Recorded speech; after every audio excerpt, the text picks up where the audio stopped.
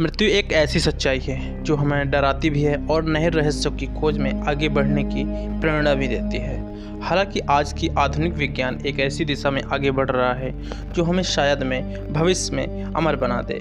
ऐसे में कई सवाल उठते हैं, आखिर अमरता क्या है? उस समाज की संरचना कैसी होगी जहाँ पर कोई व्यक्ति प्राकृतिक तौर पर मरता नहीं है? उस समाज की अर्थव्यवस्था का रूप कैसा होगा जहाँ पर रिश्ते और संबंध का आधार किस पर टिके होंगे? इन सब की जानकारी एक एक करके देने वाले हैं। चैनल पर पहली बार आए हैं, चैनल को सब्सक्राइब कर लीजिए, बेल आइकन को प्रेस करना ना भूलें। आने वाले वीडियोज़ के नोटिफिकेशन आप तक पहले पहुँचेंगे, इसलिए चैनल को सब्सक्राइब करके सेव कर लीजिए।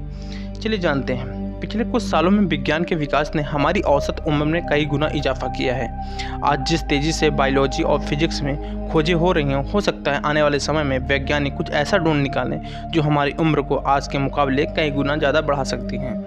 कहा जाता है कि मशहूर वैज्ञानिक मिचियो काकू बताते हैं कि इसकी सृष्टि सभी चीज़ों थार्मोडायनामिक्स का दूसरा नियम लागू होता है। इस नियम के अंतर्गत धीरे धीरे चीज़ें ऑर्डर से डिसऑर्डर की तरफ बढ़ती हैं, अर्थात एक समय वो नहीं होती है और धीरे धीरे उसमें जंग लगता है, अंत में वो समाप्त हो जाती है। हमारी मृत्यु भी इसी प्रक्रिया के तहत घटित होती है। एक समय हम जन्म लेते हैं, धीरे धीरे जवान होते हैं और अंत में हम ख़त्म हो जाते हैं। इस पूरी प्रक्रिया को एंट्रोपी के प्रिंसिपल के नाम से जाना जाता है।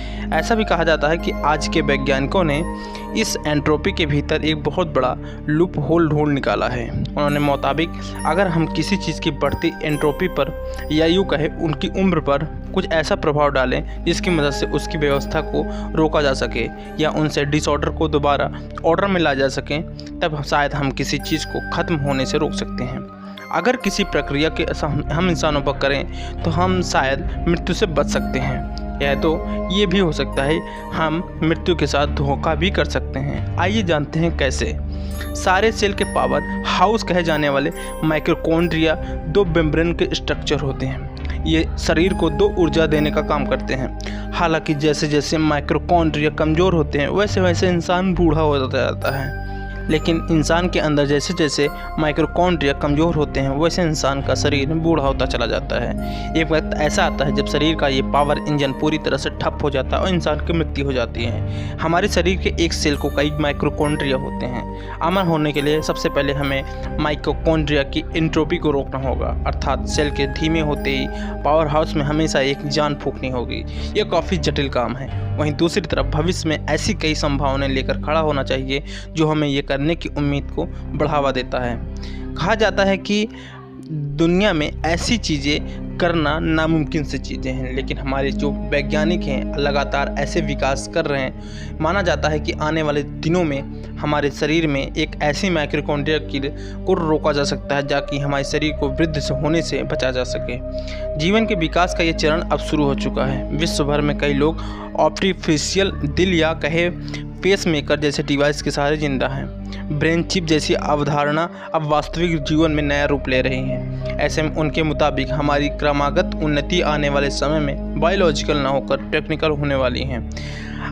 आने वाले वक्त में इंसान साइबोर्ग बन जाएंगे, या यूँ कहें इंसान कहीं ना कहीं आने वाले समय में 100-200 साल में बाद इंसान टेक्नोलॉजी के सहारे जिंदा रह पाएगा, ऐसा वैज्ञानिकों का दावा है।